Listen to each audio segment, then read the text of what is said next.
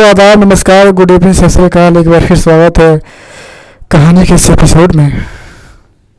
उम्मीद है कि आप अच्छे होंगे, सेहतमंद होंगे, आपका दिन अच्छा से गुजरा होगा और रात भी अच्छी गुजरी होगी। आज की जो कहानी एक होमवर्क गैंग की है, तो चलिए चलते हैं कहानी की तरफ। ये कहानी मुंबई से स्टार्ट होती है। एक 35 साल की महिला अपने लड़के को लेकर गांव से मुंबई जाती है। वहाँ कमरा किराए पे लेती है। वो खुद काम करती है और अपने बच्चे को पढ़ने के लिए स्कूल भेजती है। उसके लड़के का नाम शाहिद था। शाहिद डेली स्कूल जाता है, स्कूल से घर आता है, फिर खाना खाता है, खाने के बाद फिर ट्यूशन चला जाता है। हालांकि जो ट्यूशन पास में थी तो थोड़ा लेट पढ़ाई होती थी, लेट घर आता था, लेकिन डेली उसका यही काम था। कोई शरारत नहीं, अच्छा खासा लड़का। एक दिन देखती है कि उसका लड़का आइसक्रीम खा रहा है। वो जाती है, उसको बोलती है कि तू इस आइसक्रीम वाले से आइसक्रीम क्यों खाता है, इसे मत खाया कर, ये आइसक्रीम में नशा मिलाकर तब आइसक्रीम बेचता है। और वो आइसक्रीम वाले जब सुनता है तो उसको गुस्सा आता है, वो भी झगड़ा करता है इसकी माँ से। इसकी माँ भी झगड़ा करती है, लेकिन जब दोनों शांत होकर अपने अपने घर चले जाते हैं। वो आइसक्रीम वाला जब रात को आइसक्रीम बेच कर अपने घर जाता है तो रास्ते में देखता है कि पत्थर पड़ा हुआ है। वो पत्थर को हटाना चाहता है कि पीछे से उसको कोई वार करता है। वार करने के बाद उसको मारता है, मारने के बाद उसको बेहोश कर देता है और बेहोश करके फिर चला जाता है। 1 घंटे बाद फिर एक आदमी आता, देखता है कि आइसक्रीम वालों किसी ने मारा है। पुलिस को फ़ोन करता है। पुलिस आती है, देखती है, इधर उधर तलाशी लेती है, कोई सुराग नहीं। फिर जब उसकी तलाशी ली जाती है आइसक्रीम वाले की, तो उसके आईडी से पता चलता है कि ये इसका नाम फ़हीम है। और देखती है कि सारा इसका पैसा जितना आइसक्रीम बेच के लाया है सब सेफ है। कोई पैसा किसी ने नहीं छुआ, ना इसके आइसक्रीम को किसी ने हाथ लगाया है।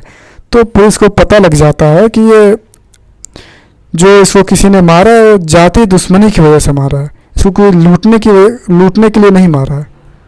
और उसको अस्पताल ले जाया जाता है। जब वो अस्पताल में जब उसका होश आता है तो पुलिस पूछती है तो बताता है कि मैं यहाँ से आइसक्रीम बेच कर जा रहा था, तो रास्ते में देखा कि पत्थर पड़ा हुआ है। फिर मैं पत्थर को हटाने गया तो पीछे से मेरे पर किसी ने वार किया। इसके बाद मैं कुछ नहीं जानता हूँ, लेकिन हाँ बशर को पता होगा। तो पूछती है पुलिस, बशर कौन है? बोलता है कि ये बशर के पास में रहता है। जब मैं जा रहा था तो रास्ते में वो मिला था, उसी जहाँ मुझे मारे थे उसी के पास वो मिला था मुझे। पुलिस जाती है, लोगों से पूछती है बशर कहाँ मिलेगा, तो बताते हैं कि ये स्कूल के पास वो जूता पॉलिश का काम करता है। वो स्कूल के पास पहुँचती है। बशर 12 साल का लड़का देखती है कि काम कर रहा है। फिर उसे पूछती है कि तुम ही बशर हो? तो सर को हिलाता है कि हाँ मैं ही बशर हूँ। फिर पूछती है कि तुम कहाँ रहते हो? फिर इशारा करता है कि मैं इधर रहता हूँ। फिर पूछती है कि तुम्हारे माँ बाप कहाँ हैं? तो ऊपर की तरफ इशारा करता है। तो वो पुलिस बोलती है कि क्या तुम अनाथ हो? तो सर को हिलाता है कि हाँ अनाथ हूँ। फिर बोलती है पुलिस, क्या तुम गूंगा हो? तो सर को हिलाता है कि हाँ मैं गूंगा हूँ। तो पुलिस सोच ले कि ये बोल नहीं सकता। अब इतना सब पुलिस पूछ रही कि स्कूल में से आवाज़ आती है चिल्लाने की। अब जो इंस्पेक्टर है बोलता है कि ये कांस्टेबल है कि तुम इसे पूछताछ करो, हम अंदर देखते हैं कि क्या हो रहा है। वहाँ जब जाते हैं देखते हैं कि वहाँ पे जो प्रिंसिपल है, प्रिंसिपल को किसी ने बुरी तरह मारा है। और मारने के बाद उसका सर को मोड़ दिया है, सारे बाल उसके मुड़े पड़े हैं, खून से लथपथ है। पुलिस पूछताछ करती है, कोई जवाब नहीं। फिर जो गार्ड से पूछती है तो गार्ड बताता है कि हम तो अभी अभी आ रहे हैं, हमें कुछ नहीं पता। तो गार्ड से पूछती है पुलिस कि तुम्हारी मैडम कितने बजे स्कूल आती है? तो बोलता है कि मैडम 9 बजे आ जाती हैं, लेकिन कल रात को घर नहीं गई थी, यहीं पे थी। अब इतना सब जब हंगामा होता है स्कूल में तो बशर को पता लगता है कि मैडम को किसी ने मारा, तो ये भागने लगता है। और जब वो भागता है तो पुलिस पीछा करती है, हालांकि जो भाग जाता है पुलिस उसको पकड़ नहीं पाती है। पुलिस इसके सामान को जब्त कर लेती है। इसके बैग को जब खोला जाता है तो उसमें से उस तरह निकलता है, उस तरह में खून लगा होता है। पुलिस सोचती है कि हो ना हो इसी उस तरह से उस मैडम का सर को मुड़ा गया है उसको फोरेंसिक जांच के लिए भेजा जाता है और मैडम को अस्पताल ले जाया जाता है। अस्पताल में जब मैडम को जब होश आता है तो पुलिस उसे पूछती है कि क्या तुमने किसी से दुश्मनी थी, तुम्हें क्यों कोई मारा है? तो बोलती है नहीं, मुझे किसी से दुश्मनी थी। तो फिर पुलिस पूछती है कि तुम वहाँ रात को कर क्या रही थी? तो मैडम बोलती है कि मैं रात को वहाँ पे ज़्यादा काम था इसलिए रुक गई थी। तो मैं देखी कि सीटी की आवाज़ आ रही है, कोई सीटी बजा रहा है। फिर मैं बाहर निकली, देखी कि कोई दरवाज़ा खटखटा रहा है एक क्लासरूम से। फिर मैं सोची कि कोई क्लास में बच्चा रह गया होगा। मैं जैसे क्लास खोली, जैसे रूम खोली, वहाँ से मुझे किसी ने मेरे सर पे कपड़े डाल दिया और कपड़े डालने के बाद मुझे सर पे वार किया। मैं बेहोश हो गई। फिर इसके बाद क्या हुआ मैं कुछ नहीं जानती।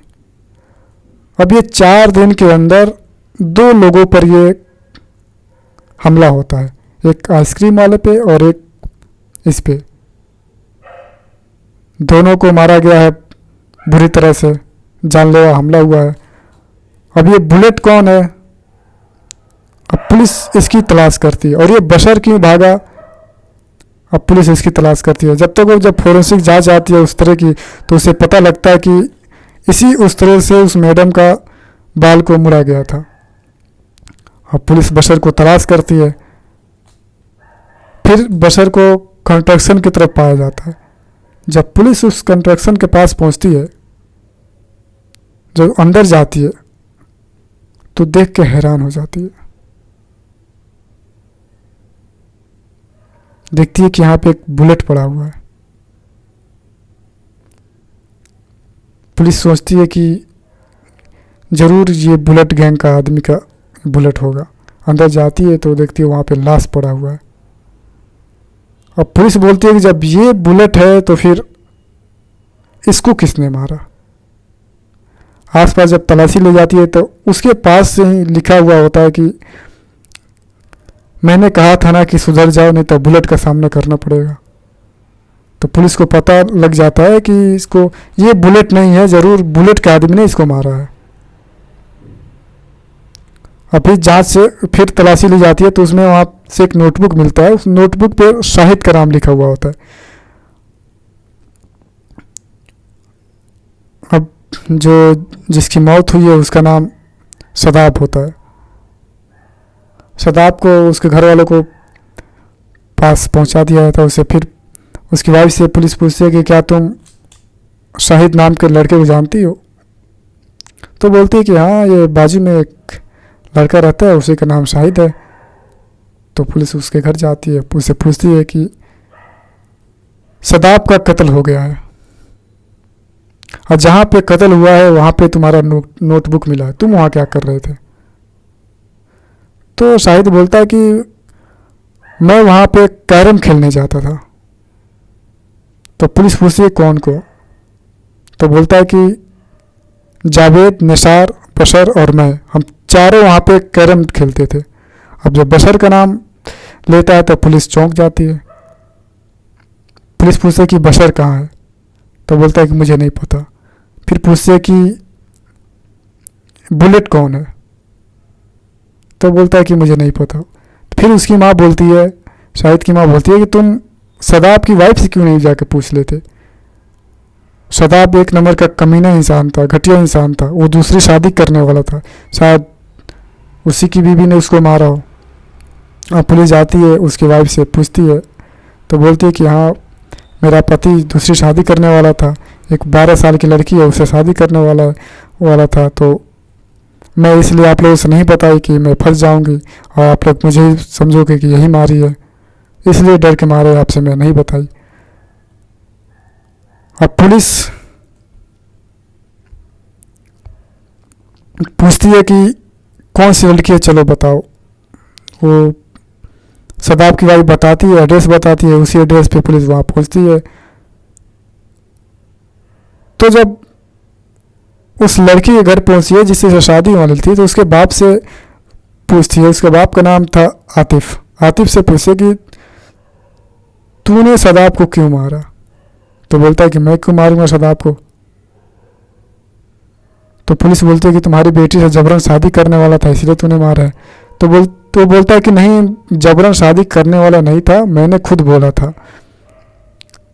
तो पुलिस बोलती है कि नहीं, तुम्हारी लड़की कहाँ है, लड़की को बुलाओ। जब लड़की को बुलाता है तो 12 साल की लड़की आती है, तो बोलता है कि यही लड़की, इसी शादी होने वाली थी। पुलिस फिर उसको डांटती है, बोलती है ये 12 साल की लड़की से तुम शताब की शादी कराना चाहते थे? तो हाँ, मेरे पास पैसे नहीं था और मैं उसका काफ़ी कर्ज ले रखा था, इसीलिए मैं मान गया था। तो पुलिस को पता लग जाता कि हाँ, इसने नहीं मारा है, कि कोई जबरन तो क्या नहीं है। और फिर ये चारों लड़कों को जानने के लिए पुलिस वहां पहुंचती है जहां पे ये ट्यूशन पढ़ते थे। उस ट्यूशन वाली मैडम के पास जाती है। उस लड़की का नाम था सना। सना से पूछताछ करती है कि तीनों लड़के कौन है। हालांकि 4 थे, तो इसमें से जो बशर था, बशर काम करता था, पढ़ाई नहीं कर रहा था, ये अनाथ था। ये 3 लड़के वहाँ पे, निसार, शाहिद और जावेद, ये तीनों वहाँ पे ट्यूशन पढ़ते थे। तो बोलती है कि लड़के तो काफ़ी अच्छे हैं, पढ़ने लिखने भी अच्छे हैं, डेली आते थे पढ़ने के लिए, कोई क्लास मिस नहीं। तो वहाँ भी उसका फीडबैक अच्छा ही मिलता है तीनों का। फिर बोलती है तुम्हारे घर में कौन कौन रहता है? तो लड़की बोलती है कि मेरा एक अब्बू रहते हैं जो कि कांच की कंपनी में काम करते हैं, और एक मेरा बड़ा भाई है, इसका हाथ कट गया है। ये बारूद वाली कंपनी में काम करता था, तो वहाँ से बारूद विस्फोट हुआ तो उसमें इसका हाथ कट गया, तो इसलिए ये काम पे नहीं जाते हैं, इसलिए मैं बच्चों को पढ़ाती हूँ, तो हमारे घर का खर्चा चलता। अब कोई गुलू नहीं, फिर पुलिस चली जाती है। फिर कुछ दिन के बाद एक 12 साल की बच्चे का लाश मिलता है। हालांकि उसका सर को काट कर अलग कर दिया गया था और सर को कहीं और फेंक दिया गया था और फिर लाश को कहीं और। अब पुलिस देखती है, उसके कपड़े पहचानती है, सोचती है कि हो ना हो यही बशर है। अब बशर को कैसे पहचान किया जाए? उसके कोई माँ बाप तो है नहीं कि डीएनए टेस्ट करा के पहचान किया जाए। तो गांव के लोगों से पूछती है कि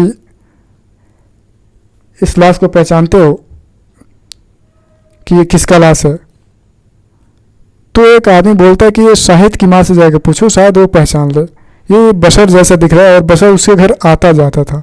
तो शाहिद की माँ आती है, देखती है, उसके हाथ देखती है, उस कपड़े देखती है, तो बोलती है कि हाँ यही बशर है, क्योंकि मैं ये कपड़ा खुद सिली थी।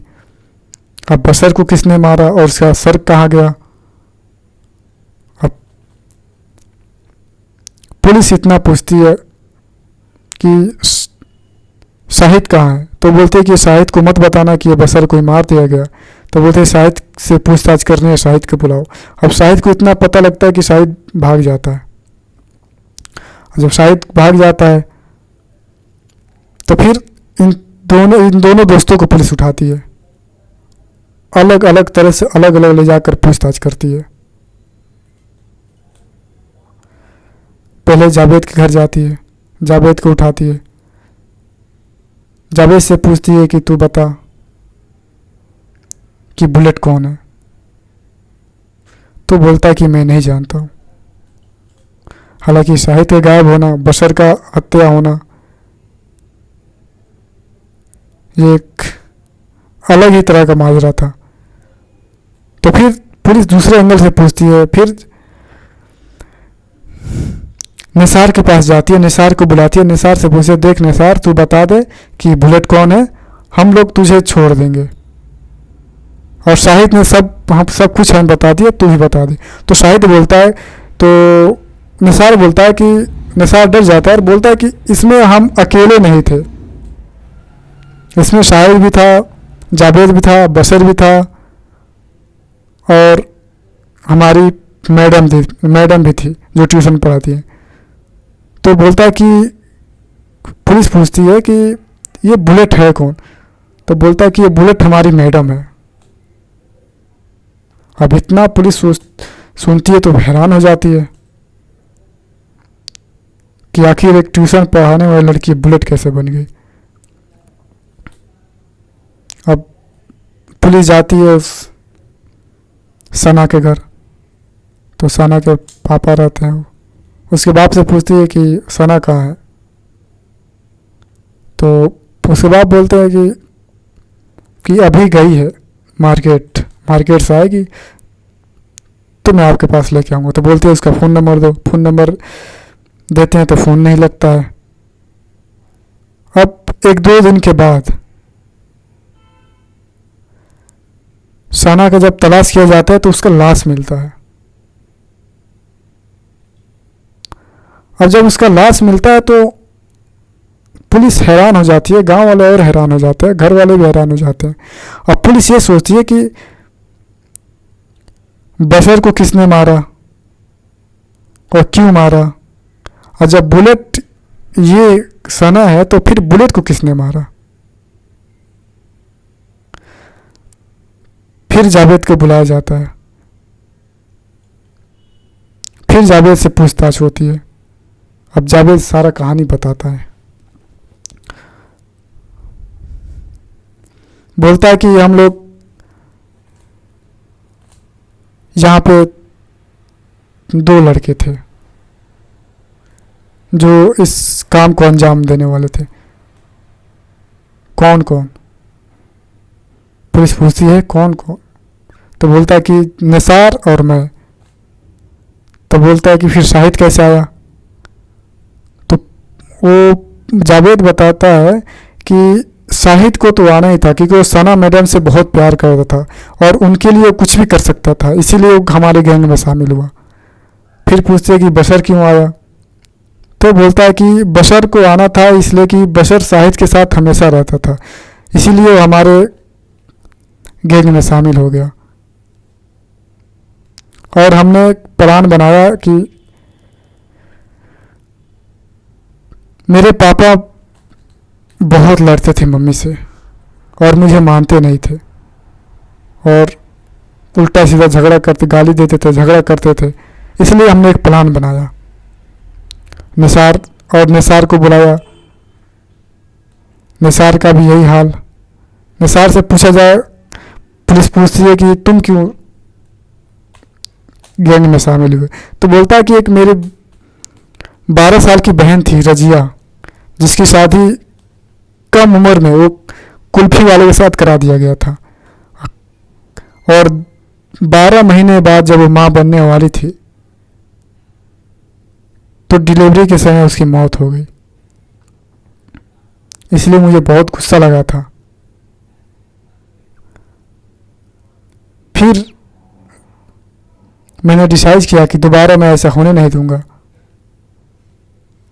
फिर कुछ दिन के बाद ये मेरी जो बहन है इसकी शादी सदाब से होने वाली थी। जब मुझे पता लगा तो मुझे और गुस्सा लगा। मैं मैडम के पास गया। मैं मैडम से बोला कि मैडम मेरी एक बहन थी, उसकी 12 साल की उम्र में शादी हो गई थी। जब वो माँ बनने वाली थी तो मर गई डिलीवरी के समय। फिर एक मेरी बहन को शादी 12 साल की उम्र में करा रहे हैं। तो मेरी बहन जब मेरी मैडम ने सुनी तो गुस्सा हुई, बोली कि ऐसा नहीं होने देंगे हम। तो हम लोग गए प्रिंसिपल मैडम के पास। वो पढ़ी लिखी थी तो उनसे हम लोग गए मदद मांगने, तो हमें भगा दी। तो हम चले आए तो हमें और गुस्सा लगा।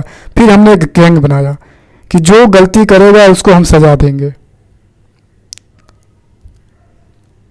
तो मैडम का नाम रखा गया बुलेट और हमारा अलग अलग नाम से अलग अलग कोड बनाया गया।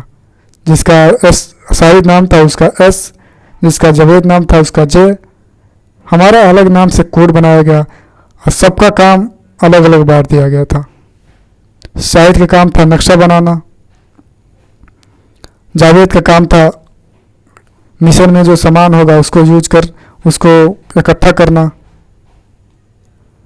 और निसार का काम था इंफॉर्मेशन देना।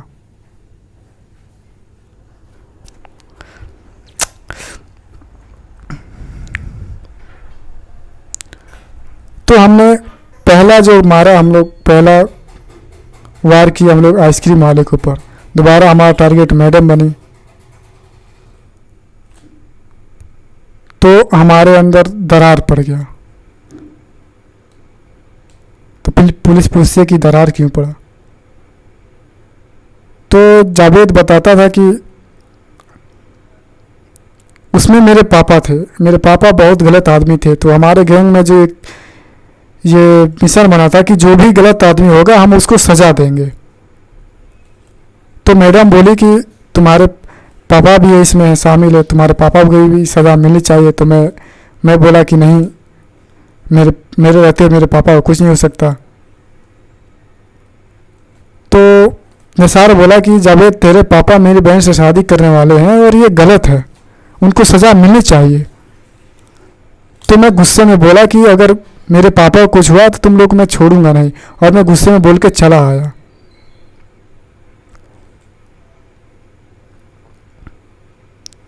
फिर जब मैं चला आया तो मेरे पापा को ये लोग मारे पीटे, और जब पता लगा कि मैं आ रहा हूँ तो ये लोग भाग गए। जब मैं आया तो मेरे पापा बेहोश थे। फिर पापा को होश में लाया। फिर पापा होश में आए तो बोले कि तू अपने दोस्तों के साथ मिलकर मुझे मारा है, मैं बच गया तो मैं तुझे जिंदा नहीं छोड़ूंगा। और इतना मैं सुना तो मैं डर गया। फिर मैं वहाँ पत्थर उठाया, पत्थर से अपने पापा को मारा, अपने पापा को मार मार के ख़त्म कर दिया। और मैं आया अपनी मम्मी को बता दिया। तो पुलिस पूछती है उसकी माँ से, क्या तुम्हें पहले से पता था? तो बोलती कि हाँ, मुझे पहले से ही पता था कि मेरे पति को मेरा बेटा ने मार दिया है। अब चलो यहाँ तक तो ठीक है। अब सदाब का खुलासा तो हो गया कि सदाब को हाँ उसके लड़के ने मारा है, मैडम को इन्हीं चारों ने मारा है, आइसक्रीम वालों को इन्हीं चारों ने मारा है।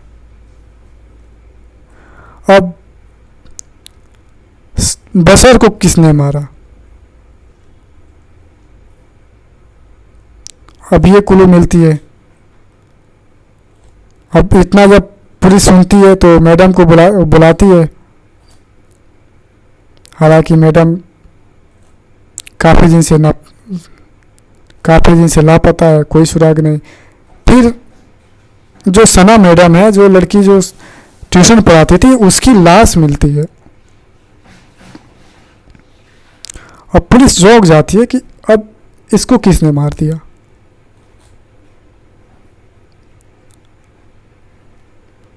जब पुलिस पता लगाती है,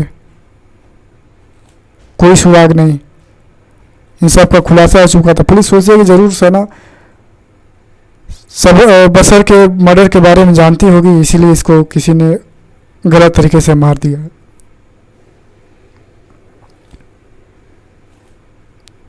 फिर पुलिस को कोई समझ में नहीं आ रहा कि करे तो क्या करे। फिर पुलिस इस केस को दूसरे एंगल से खोजना स्टार्ट करती है। फिर पुलिस सोचती है कि आखिर जो कॉन्ट्रैक्शन था वहां पे आखिर सदाब गया क्यों। फिर कंस्ट्रक्शन वाले के पास जाती है, जो कंस्ट्रक्शन का मालिक है, वहाँ पे जाती है, वहाँ सुपरवाइजरों से मिलती है, डिटेल मांगती है। सो जो डिटेल में काम करने वाले को जब डिटेल का जब पता लगाया जाता है तो उसमें जो सना मैडम थी जो ट्यूशन पढ़ाती थी, उसका जो भाई था जिसका हाथ कटा हुआ था, उसका नाम आता है उसमें। उसका नाम आता है और उसके बाप का साइन आता है, सिग्नेचर आता है। पुलिस बुलाती है उसके बाप को, पूछती है कि तुम यहाँ पे काम करते हो? तो बोलता है कि मैं यहाँ पे काम नहीं करता हूँ, वहाँ पे मेरा लड़का काम करता है। तो बोलता है कि साइन तो तुम्हारा है। तो बोलता है कि मेरे बेटे को हाथ नहीं है, इसीलिए मैं उसके बदले मैं साइन कर देता हूँ। तो पूछता है कि तुम्हारा लड़का काम करता है, उसे एक हाथ तो है नहीं। तो वो बोलता है कि उस जहाँ मेरा लड़का काम करता है उसको उसी लायक वहाँ पे उसका काम दिया जाता है जो कर पाए। फिर जाती है, पुलिस जाती है वहाँ पे पूछताछ करने के लिए। तो एक आदमी बताता है कि हाँ एक लड़का काम करता है यहाँ पे जिसका हाथ काटा हुआ है, लेकिन एक दिन मैं देखा कि एक दिन एक ही हाथ से वो गड्ढा खोद रहा था। अब पुलिस पूछती है कि कहाँ पे, कौन सी जगह? तो बताता है कि इस जगह पे गड्ढा खोद रहा था। मैं सोचा कि शायद ऐसे ही खोद रहा होगा, अजीब लगा मुझे, लेकिन मैं कुछ नहीं बोला। पुलिस वहाँ गड्ढा खोदवाती है तो वहाँ पे बशर का सर निकलता है। बशर का सर निकलता है तो पुलिस चौंक जाती है। अब पुलिस जो है सना के भाई हबीब का पता लगाती है कि हबीब है कहाँ पे। उसके घर जाया जाता है। फिर उसके बाप से पूछते हैं कि हबीब कहाँ है, तो बोलता है कि पता नहीं हबीब कहाँ है। उसका नंबर मांगती है पुलिस, नंबर को ट्रेस किया जाता है। नंबर का जब कॉल लेटर खंगाला जाता है तो फिर पता लगता है कि हबीब जो है एक नंबर पे डेली बात करता था, और जिसका नंबर था वो मुकेश नाम का तांत्रिक था। वो मुकेश, अब मुकेश जो तांत्रिक था, उस लोकेशन पे पुलिस पहुंचती है तो देखती है कि वो तांत्रिक जो है अपना मंत्र जाप कर रहा है। फिर पुलिस पूछती है कि हबीब कहाँ है, तो बोलता है कि मैं किसी हबीब को नहीं जानता हूँ। तो फिर पुलिस बोलती है कि तुम मुझसे डेली बात करते थे, बताओ हबीब हबीब कहाँ है। तो बोलता है कि मैं कोई बात नहीं करता था, मेरे पास कोई फ़ोन नहीं है, मैं किसी हबीब को नहीं जानता हूँ। फिर जब पुलिस उस नंबर पे कॉल करती है तो फ़ोन उसके पास ही रहता है, जब बजता है तो बहाना बनाता है कि ये फ़ोन मेरा नहीं है, मेरा नहीं है। फिर पुलिस को मारती है, पीटती है, फिर लेके आती है। जब उसे पूछताछ होता है कि बता हबीब कहाँ है, जब तक हबीब का जब कॉल डिटेल को जब उसके फ़ोन को जब ट्रेस किया गया था तब पता लग जाता है कि हबीब कहाँ है। जब उस लोकेशन पर पुलिस पहुंची है तो वहाँ पे उसने शाहिद को बांध कर मार रहा था, शाहिद का मुंह बांध दिया था, उसको मार रहा था। पुलिस पहुंचती है, दोनों को पकड़ती है, उसको शाहिद को अस्पताल ले जाया जाता है, इसको थाने लेके आया जाता है। जब पुलिस उसे पूछती है तो हैरान हो जाती है, बोलती है कि तू उसको मारा क्यों है, बसर को मारा क्यों, तू बता। तो बोलता है कि साहब मैं काम करता था बारूद वाले कंपनी में, वहाँ पे इलीगल काम करने की वजह से जब धमाका हुआ तो मेरा हाथ कट गया। तभी मैं कसम खाया कि जब मेरा हाथ कट गया तो दोबारा मैं किसी के साथ ऐसा होने नहीं दूंगा, कोई इलीगल काम होगा तो मैं होने नहीं दूंगा। फिर मैं कोई काम करने जाता था, मुझे कोई काम पे नहीं रखता था, मुझे अपने आप से घृणा होने लगी थी, पैसे कमाने की जिद थी। फिर मैं कंस्ट्रक्शन वाले कंपनी में गया काम करने के लिए, मुझे काम पे रख लिया। फिर एक कंस्ट्रक्शन का जो सुपरवाइज़र था मुझे बोला कि ये जो कंस्ट्रक्शन का मालिक है वो चाहता है कि यहाँ पे एक लड़के की बलि दी जाए, और लड़के की बलि देने की वजह से यहाँ पे बहुत सारा पैसा आएगा। अब बहुत सारा पैसा आएगा, उसमें से तुम्हें भी पैसा दिया जाएगा, कमाई होगी उसमें से तुम्हें हिस्सा लिया जाएगा, तुम्हें अच्छी खासी सैलरी दी जाएगी, और लड़का भी ऐसा होना चाहिए कि जिसके आगे पीछे कोई नहीं हो, अनाथ हो। तो मेरी नज़र बसर पे गई। जब बसर पे गई तो मैं प्लान बनाया कि बसर को अपने पास कैसे बुलाऊं। तो मैं जानता था कि शाहिद जो है मेरी बहन से प्यार करता है, और मेरी बहन ही बुलेट है, मैं सब जानता था।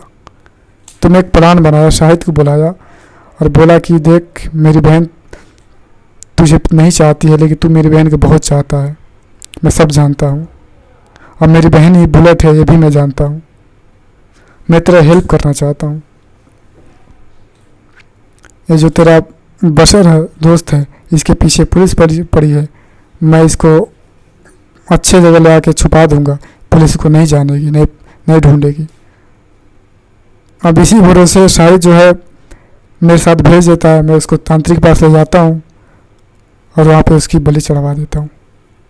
पुलिस बोलती है कि ठीक है, तूने बशर को तो पैसे के लिए बलि चढ़ा दिया, लेकिन जिस बहन ने तेरे लिए इतना बड़ा मिशन, बच्चों की ज़िंदगी को खतरे में डाला और सिर्फ तेरे लिए ऐसा किया कि दोबारा ऐसा किसी के साथ ना हो, तो तू अपनी बहन को क्यों मारा।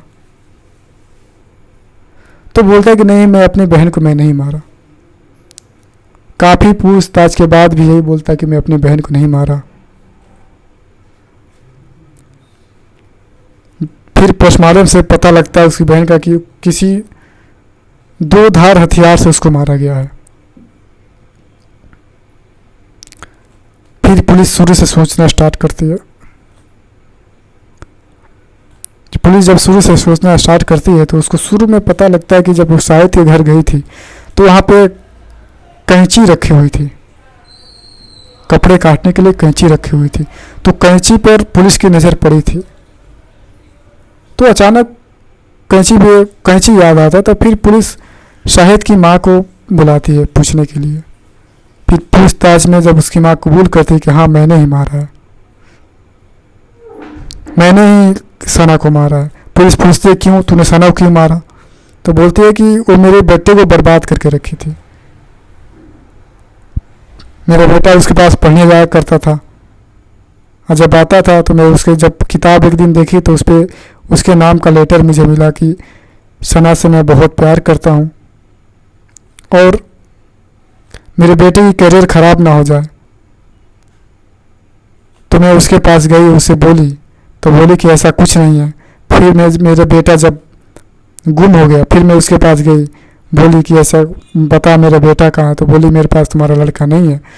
तो मुझे गुस्सा लगा और गुस्सा लगा तो मेरे पास कैंची था, मैं निकाला मार दिया। अब देखिए किस तरह से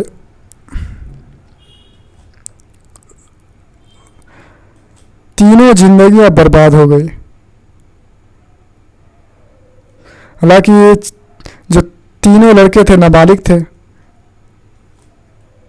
इनको तो छोड़ दिया गया और शाहिद की माँ को 14 साल की सज़ा हो गई। तो ये थी आज की कहानी। इस कहानी में लोग इन चारों लड़कों ने और जो लड़की थी ट्यूशन पढ़ाने वाले जो सना थी, इन चारों लोगों ने सही काम करने के लिए गलत तरीक़े का रास्ता अपनाया। हालांकि अगर ये पुलिस के पास गए होते तो ये मामला सॉल्व हो गया होता, लेकिन इन लोगों ने सही काम करने के लिए गलत तरीका अपनाया। तो यही हुआ कि अब गलत काम का गलत ही नतीजा होता है। तीनों जिंदगियां बर्बाद हो गई, बच्चों की भविष्य भी बर्बाद हो गई। तो ऐसा आगे से ध्यान रखना चाहिए कि ऐसा नहीं करना चाहिए। कोई भी काम हो, कोई भी अगर कोई गलत करने पाया जाता हो तो पहले उसको पुलिस के साथ जाकर रिपोर्ट लिखवाओ, पुलिस को इन्फॉर्म करो कि ऐसा हो रहा है। तो ओके दोस्तों, ये थी आज की कहानी। तो मिलते हैं अब अगले एपिसोड में। आप अपने बहुत बहुत ख्याल रखिएगा। Okay, good night.